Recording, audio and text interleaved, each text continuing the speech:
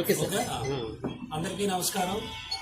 మా 1 town CI Chowdary గారికి రాబడిన సమాచారం మేరకు మన విజయనగరం రైల్వే స్టేషన్ ఎదురుగా ఉన్న ఎంఆర్ కాలేజీ ఎదురుగా ఉన్న ప్రాంతంలో కొంతమంది వ్యక్తులు గంజాయిని రవాణా చేస్తున్నారని వచ్చిన నమ్మదగిన ఇన్ఫర్మేషన్ మేరకు మా సిఏ గారు చౌదరి గారు, ఎస్ఐ రామగణేష్, కానిస్టేబుల్ శ్రీనివాసు మరియు తర్వాత టాస్క్ ఫోర్స్ సిఏ గారు బంగారు బాబు గారు వీళ్ళందరూ కూడా అక్కడ చెక్ చేస్తుండగా 3 వ్యక్తులు 2 ట్రాలీ బ్యాగ్స్ని నడుపుకొని వస్తున్నారు.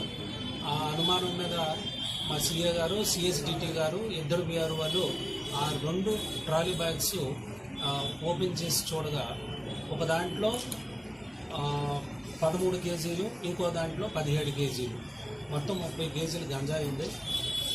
వాళ్ళని అడిగితే భువనేశ్వర్లో ఒరిస్సా రాష్ట్రంలో కొనుక్కొని అక్కడ నుంచి హైదరాబాద్ తీసుకెళ్ళడానికి ఇక్కడికి వచ్చారు.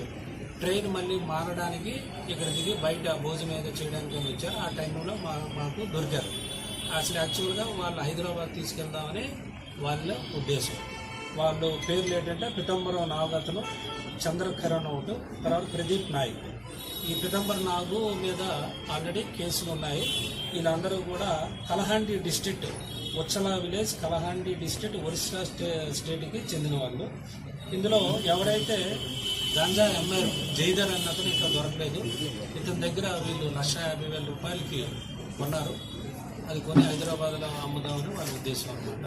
వీళ్ళు ట్రాన్స్పోర్ట్ చేస్తారు, అలాగే కన్జ్యూమ్ చేస్తారు, అన్నీ కూడా ఉన్నాయి.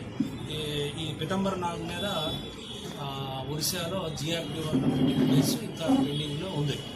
అయితే వాళ్ళు గంజాయి ట్రాన్స్పోర్ట్ చేస్తున్నారు. వాళ్ళ సమస్యలో దొరికిన ఈ 30 కేజీల గంజాయి, తర్వాత 6 సెల్ ఫోన్లు, 4,000 రూపాయలు క్యాష్ ఇవన్నీ సీజ్ చేసి వాళ్ళని అరెస్ట్ చేయడం జరిగింది.